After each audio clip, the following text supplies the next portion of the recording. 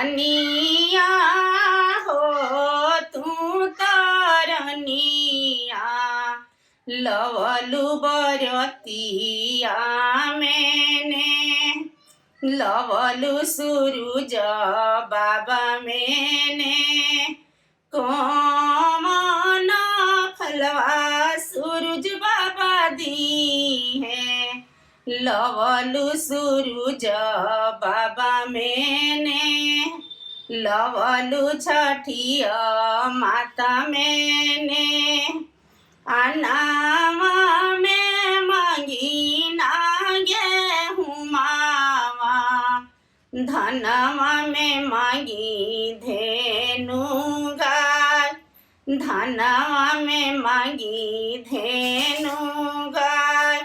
सिरामा में मांगी ना सिंदूरवा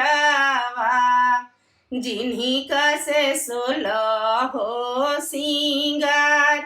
जिन्हीं का से 16 हो सिंगार